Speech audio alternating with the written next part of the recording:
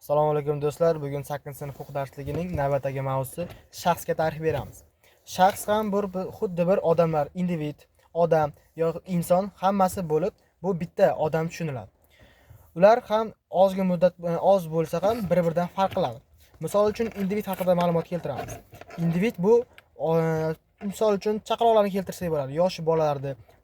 Individ bu gapira olmaydi, ya'ni o'sha yosh odamlar hali bolalar gapira olmaydi, chunki ular muddatli vaqtlardan keyin o'zlari tashqi odamlar bilan munosabatlarni bildirib, sekin-sekin o'rganib, shaxsga, ya'ni odamlarga aylana boradi.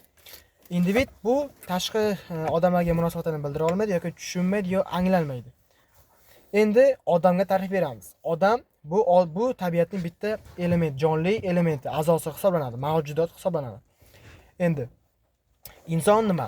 Inson bu tabiatda eng rivojlangan ongli mavjudot hisoblanadi.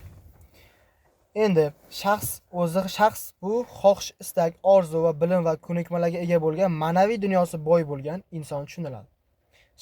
Shaxs endi nima desak, siz bilasizki, shaxs bu xohish, istak, orzu va bilim va ko'nikmalarga ma'naviy boy bo'lgan inson tushuniladi. Endi bildik. Shaxs uchun qator qadriyatlar muhim. Qadriyat degani biz nimani tushunamiz? Insonga nima qadrli bo'lsa, bu qadriyat hisoblanadi. Endiki, misol uchun unga misol qilib keltirsak, bir inson o'zini qator, ya'ni o'zini uyi, mashinasi, telefoni muhim. Bu ham bir insonning shaxs uchun bu qadriyat muhim hisoblanadi. Endi shaxs uchun nima muhim? Ya'ni oila, maktab, yo bo'lmasam qo'ni-qo'shnilar. Misol keltirsak, maktabni keltirsak bo'ladi. Maktab ham o'zlarini, maktabdagi sinfdoshlarini keltirsak bo'ladi. Yo bo'lmasam qo'shnilar, o'zini mahalladagi qo'ni-qo'shnilar, do'stlarni keltirsak bo'ladi. Oila esa o'zini aka-uka, ota-onalarini keltirsak bo'ladi. Endi jamiyatimizda aynan islohotlarning bosh maqsadi ham inson kapitalini rivojlantirishga qaratilgan. Inson kapitali nima?